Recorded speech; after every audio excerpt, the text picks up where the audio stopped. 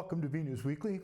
I'm Phil Gallagher, along with BNEWS reporters Chris Flaherty, Tad Stefanak, Varys Conley, Robert Paris, Juliana McGrain with sports, Gretchen Carey with the community calendar, and Peter Brown with the weather. Thank you for joining us. As workplace trends continue to shift in this new decade, with more people working remotely and commuting less, the Middlesex 3 Coalition recently hosted a meet and greet and panel discussion focused on bringing a renewed sense of community back to the workplace. The event was held inside Blue Sky Drive's new amenity center. Chris Flaherty attended the forum and has this report. The morning of February 5th, the Middlesex 3 Coalition welcomed members of the business community together for a panel discussion on the future of the workplace, located in Blue Sky Drive's new amenity center. We're looking at the future of the workplace through the lens of this project. It looks beautiful around here, but there's also a lot of amenities that they're adding as well to bring people into the space and to get people off the couch, out of their houses, and back into the workplace, and how to do that, and how to create a community so people want to go to work. There really has been a seismic shift in the way people work. What we're finding is about 85% of companies are coming in about 3 days a week. So we have to find more and more reasons to bring people in. So we're here today at Blue Sky, which is a 1.3 million square foot first-class office campus in Burlington. We've just spent $10 million on this common area, building out a new kitchen, new meeting space, common areas. We call this the Winter Garden. It's just a place where people can come and feel like it's a really special work environment, almost like a college campus. So it was a huge investment, but we need to do it. We need to make sure we protect our tax base in this town. Values have fallen precipitously with the rise in interest rates and with the declining occupancy rates. Even though you might see that the vacancy rate has risen to about 20%, but the utilization rate in these buildings is about 50%. People just aren't coming to work. Our goal in all of this is to help them find a budget-friendly option to give their tenants kind of a community space. Same with even tenants. Tenants are looking to do the same thing. It's trying to create a more work-life balance, I feel like. So that's really our main goal. You know, I think we're all just social beings by nature, and there's only so much kind of isolation we can have, whether it's remote work or in a kind of sterile office. There needs to be those opportunities to kind of come together. Commerce and business is where you're pulling people together and getting them to have that bouncing off of ideas, having a sounding board, and you get that when you're physically in presence with other people, that kinetic energy with other people. And I think that energy, excites kind of the mind, and it brings more innovation to whatever project or industry you're working in. Until next time, this is Chris Flaherty for BNEWS Weekly. Occupancy is a critical issue for Burlington's financial well-being going forward. Suzanne Koukouris, the founder and proprietor of Suzanne's Dance Connection, is celebrating 40 years of inspiring young dancers and shaping generations of local performers. What began as a small studio has grown into a place where confidence is built, friendships are formed, and a love of dance is passed from one class to the next. BNEWS reporter Tad Stefanak stopped by the studio to learn more about the milestone and the community behind it. For 4 decades, Suzanne Koukouris has been inspiring and instructing young dancers to tap, pirouette, theater dance, hip-hop, and more.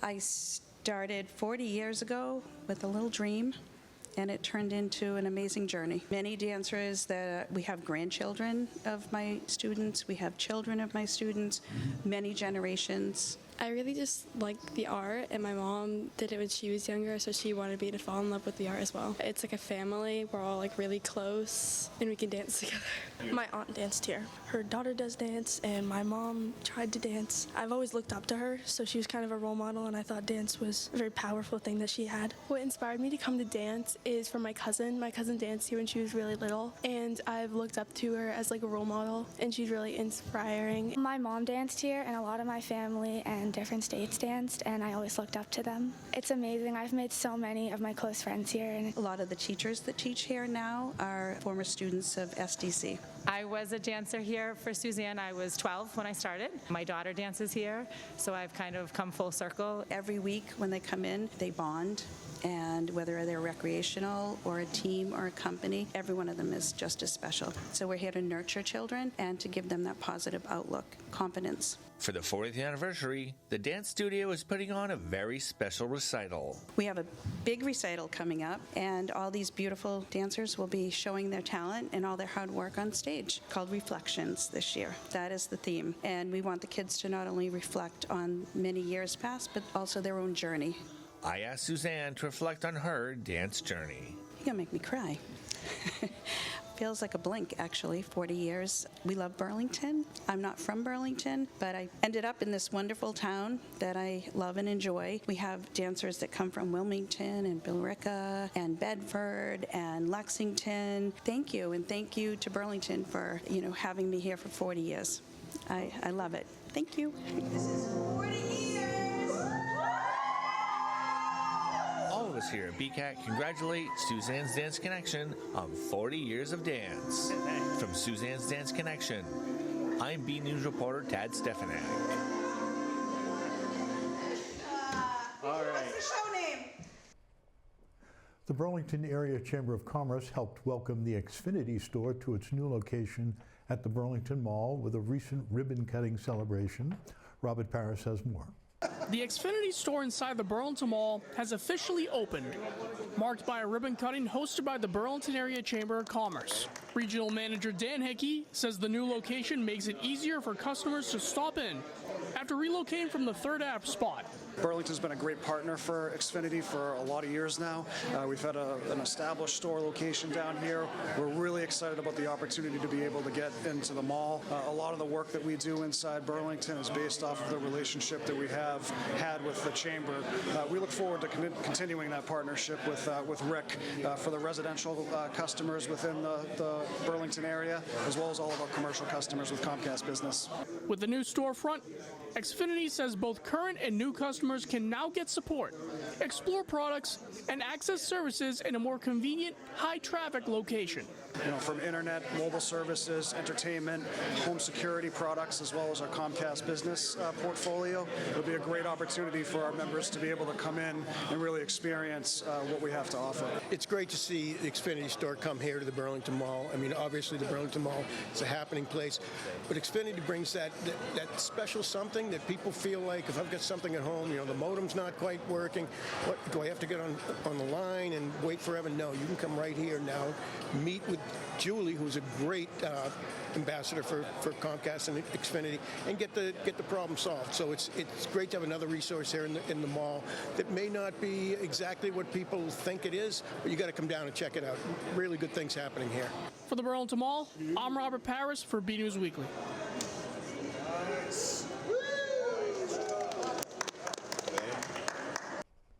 A new restaurant concept is looking to bring bold flavors and a lively atmosphere to 3rd Avenue. Citrus and Salt, described as elevated Baja-inspired Mexican cuisine, is planning to open its 2nd location in Burlington at the former Osteria Niño space. Owner and chef Jason Santos, Burlington resident and Boston-based chef known for his appearances on Hell's Kitchen and Bar Rescue, recently appeared before the planning board, where he shared more about the restaurant and what guests can expect. My buttermilk and bourbon restaurant is like darker, heavier food, like bourbon, like and this is, never did I ever wake up and say I want to open a pink restaurant, but here we are. But it's a beautiful restaurant, honestly, it's stunning, it's super fun. We're going to do a lot of interactive, like cooking classes and drink classes and a lot of activations for the area. Great location for that. Yeah. That wasn't the only restaurant proposal before the planning board. Following a unanimous vote to approve a special permit, Waffle and Bagel is planning to open its first location at the Burlington Mall. The new fast casual concept will take over the former Dunkin' space and specialize in handheld Belgian lead-style waffles, along with bagels, breakfast sandwiches, fresh fruit cups, and coffee. All orders will be placed at the counter, as the restaurant will not include seating, and only minor cosmetic changes are planned for the space.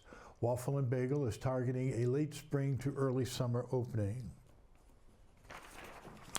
And closer to the town center, resident-owned bakery is getting ready to welcome customers.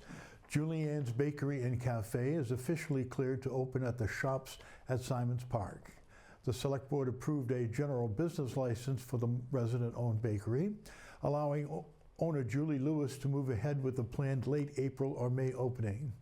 The bakery will specialize in pies, offering whole or by the slice, along with what Lewis calls killer cinnamon rolls, plus muffins, scones, cupcakes, decorated cookies, and custom cakes. Breakfast sandwiches, soups, and late lunch options will also be available. Lewis is especially excited about introducing a Sunday afternoon tea service, adding a unique offering to Burlington's local dining scene. The Burlington High School robotics team, known as the DevilBotz, is blending creativity with engineering this season. In addition to building this year's competition robot, one student created and submitted an animation to the first Digital Animation Awards at Worcester Polytechnic Institute. We stopped by to learn more about the project and the team's work this year.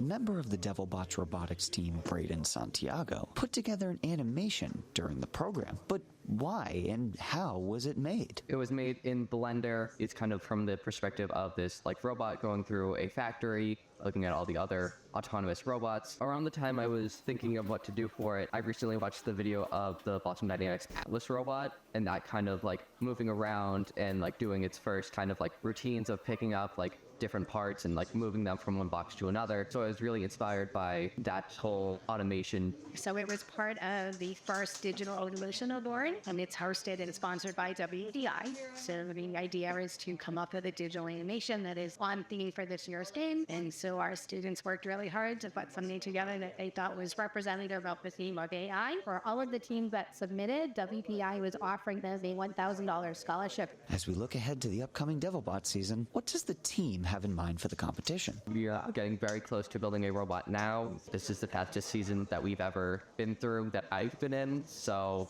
this year has been really exciting, getting to see this robot come to life.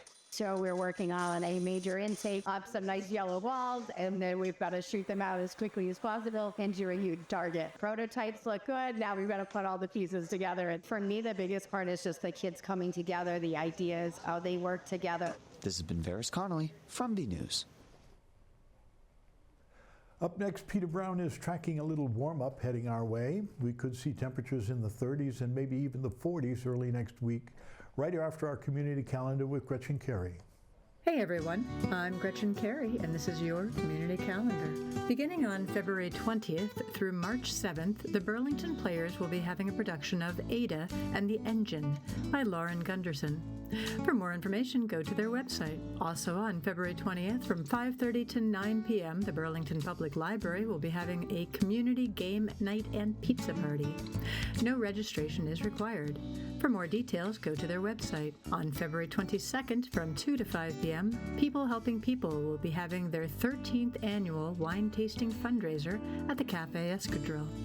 For more information and tickets, go to the following website. For more community calendar events, go to bcattv.org, burlingtonpubliclibrary.org, and burlingtonrecreation.org. I'm Gretchen Carey, and that was your Community Calendar.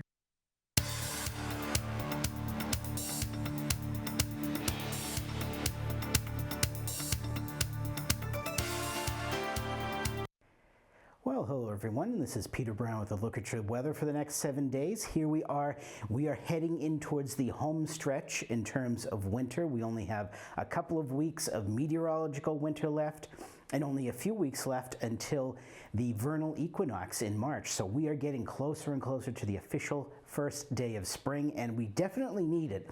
I don't know about all of you out there in the Burlington area, but I have definitely had, I think, enough of winter this year so far.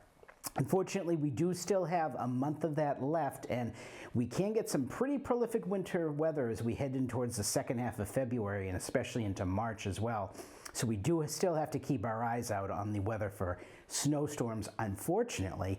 Now, as we're starting out our period on Friday, yes, Friday, February 13th, Friday the 13th, doesn't look like we're going to be having any nasty or spooky weather heading towards us, thank heavens. Again, we're going to be having temperatures that are going to be in the low 30s, so again, cooler than average. Nothing we can't deal with out there in the Burlington area. That's what it's been like, or what it seems like it's been like since the holiday season, as we round out our period getting in towards February 19th. Look at that, almost getting towards the end of February. Our average high should, look at this, finally up near 40. Now, We're going to end up, I think, right around average as we get towards the end of the week. So yes, it will be very exciting to see temperatures finally approaching 40 out there. And of course, as we head further into February, our sunsets are getting later and later. And if you're getting out of work now, most of you are still noticing it's still nice and bright out there. So that is definitely a sign that we are heading towards spring. So as we go ahead, let's take a look what the Climate Prediction Center is calling for us in terms of temperatures and precipitation over the next 7 to 10 days. And of course, looking at this looks like a bit of a surprise to us. We haven't seen many chances of above average temperatures here in the New England area. Now, looking at that, the very latest model runs, I don't think we're going to be too far above average. So we're not really looking at temperatures, unfortunately, in the 50s and 60s like we can sometimes see in the second half of February. I think when we're looking at above average temperatures here around Burlington, we're only going to be looking at maybe 1 or 2 degrees above average. So nothing crazy out there. Nothing to really melt that snowpack down, so we are going to be keeping that blanket of snow out there for a little bit more time to come. And looking at our precipitation chances, this is going to be something that we haven't seen also too much of this winter. I know we just had that big snowstorm a couple of weeks ago, and some areas in our region last weekend saw nearly a foot of snow near the coast. But it's actually been a fairly dry winter. We haven't had any big rainstorms like we usually get, maybe 1 or 2 during the winter, and we haven't had that. And we have a chance this week coming up of maybe seeing some above average precipitation. That is going to be depending upon how big of a storm that passes near us on Monday and how close that gets to us. Doesn't look like much right now, but something that just bears a little bit of watching. So as you go ahead, let's take a look at those 7 days of weather coming up, and not too eventful here. Now, Friday, Saturday, and Sunday, look at this. Starting out, if you're home on Monday, if you have February vacation coming up, you have a long weekend coming up, it's going to be fairly pleasant out there. Now, pleasant being very relative, as we have been used to temperatures in the teens and low 20s over the past few weekends, and temperatures are going to be in the low to mid 30s. Now, as we get towards Monday, towards President's Day, we are going to have to be watching a fairly strong coastal storm that's going to be moving off of North Carolina. Sounds very similar to a storm that we missed a couple of weekends ago. Right now, looks like that storm is probably going to be a miss for us as well. Might be some heavier chances as you get down towards the Cape and Islands, but we are going to keep that chance of some flurries in there and some wind as that storm passes by, with temperatures staying in the mid to upper 30s. Now Tuesday, look at this. Nice sunny skies out there, temperatures in the low 40s. It is going to feel really nice out there, especially after we've been seeing temperatures that have been nearly 20 degrees to 30 degrees below average. As we get in towards Wednesday and Thursday, yes, those are actually raindrops on there, not snowflakes. We are going to have to keep an eye on this. It's going to be a small pesky storm, I think, coming towards us as we get towards the end of the period. And right now, looking at the very latest model runs, this 41 and 40 on Wednesday and Thursday might be a little bit warmer than they're thinking. Looks like that cold air is going to try and hang on a little bit more, and we may be seeing temperatures staying in the mid to upper 30s, and that could bring in the chance of some cold rain showers or some wet snowflakes. So everyone, get out there, enjoy the weather, and have a great week. The regular winter season is wrapping up, and several Burlington teams are inching closer to playoff appearances. Here's Juliana McGrain with this week's BNEWS Sports Report. Hey everyone, I'm Juliana McGrain with this week's Sports Report. The girls basketball team is now on a 5-game winning streak. On the 6th, they hosted the Wilmington Wildcats and earned a dominant 45-25 win. Senior Ava Sakari scored a career-high 21 points, and sophomore Zara Ochi added 9. With the victory, the girls launched their ticket to the MIAA postseason tournament. The momentum continued on the road against Sedonum Spartans on the 10th. The girls won 40-30, led by junior Aaron Riley with 14 points and Ochi with 13. In the Middlesex League Freedom standings, the girls sit in second place at 10-7. Watertown holds first, with Wilmington in third. The boys are back on an even longer game winning streak with 11 wins in a row. They defeated the Wildcats by a huge score of 71-40. Senior Maddie Gray led the way with 30 points. Charlie Poehler finished with 14, and Ty Borisano added 11, and Ryan Ellis had 10. The boys battled back from an 8-point second half deficit to defeat Stoneham on the road 64-53. Gray scored 20, Ellis and senior Cole Shannon each had 11, and Poehler and senior Justin Gray added 8 apiece. It was one last hurrah for the boys and girls basketball teams as they celebrated senior night. Robert Paris caught up with the boys before their game. The Burlington boys basketball team celebrated its senior class of 2026 during a special night against Watertown. 5 seniors were honored: Charlie Poehler, Justin Gray, Matt Gray, Ryan Ellis, and Cole Shannon. Head coach Phil Connors says this group has been incredible to work with and has helped set the standard for the program. Their leadership, commitment, and presence on and off the court have meant a great deal to this team. It's a special group of seniors. They've been special since I've known them in 6th grade. I knew this was going to be one of our all-time best classes, and they have been from day one. Last year, I thought we'd have a year where we'd take a step back. They wouldn't allow that to happen. They've been working since day one, and I knew their senior would be great, which it has. And Charlie feels like he's been here for the whole time as his addition this year. It's just a special group. It's my easiest senior night ever. 5 guys who never leave the court. I don't have to give anyone any charity minutes. They have all earned them, and it's awesome to see. With the postseason right around the corner, this senior class isn't finished yet, and they're looking to make the most of every remaining moment together. It's bittersweet because, you know, we've been together for 4 years now, and it's like a family. You fight, you argue, and I'm not easy as a coach. I'm aggressive and tough with them, but they all, never once out of the 5 have any of them ever even batted an eye at it. They just take it in, get better, and it's going to be sad knowing this is the last night for sure, but hopefully we'll be back here for the tournament. From the Vanilla Gym, I'm Robert Paris for BNEWS Sports. We'll have complete coverage and highlights here in sports next week. On the ice, the girls hockey team came in a short 1-0 on the road in Wakefield on the 8th. The girls were defeated by Malden Catholic 7-2 at a home game on the 11th. 7th grader Olivia Steiner recorded her first career goal, and freshman Sophia Cleary also scored. The boys earned a 4-0 shutout on the road in Wakefield last weekend. Juniors Wyatt Condon, Jake Robitelli, Aiden Scalia, and senior Giacomo Bernadelli each scored. They were back home for a matchup against the Wilmington Wildcats on the 11th, where an upset happened. The Devils are back on home ice, looking to pick up a key league win. Wilmington controlled the pace throughout, building a 3-goal advantage. Burlington kept battling, and sophomore Nick Tulipano found the back of the net to get the Devils on the board. Despite the late push, Burlington couldn't close the gap. Final score, Wilmington 3, Devils 1. The Burlington indoor track team competed at the Massachusetts State Track Coaches Association qualifier meet on the 7th. Ava Eldridge ran the varsity mile, coming in 22nd place. Both teams placed 4x200 and a 4x800 relay teams placed 4th overall in their events. Evans Kariomba competed in the 600 meters, and freshman Duncan Foster posted a personal best record in the 1,000. For competing times and full results, visit bktv.org/sports. Sophomore William Klein and junior Piyush Mohanty were invited to compete in the Rising Championship meet on the 10th. Klein came in 29th place in the 600-meter run, and Mohanty placed 23rd in the 1,000 meters. On the mat, the Red Devils defeated Watertown 42-31 in their final regular season meet. Burlington split a tri-meet. They rolled past Newton North 70-10 when they lost by a point to Waltham 37-36. The team closed out the regular season with a pair of competitive matches, finishing 14th, 13th, and 1 overall. The program's first winning season since the 2021 sectional championship team. The Burlington boys swimming team competed at sectionals at Boston University last weekend, highlighted by another record-breaking performance. The 200 medley relay team of Shea Woodbury, Dylan Floyd, Nathan Alba, and Brandon Ruiz broke their school record for the 3rd time this season, setting a new mark. Woodbury also had a strong individual showing.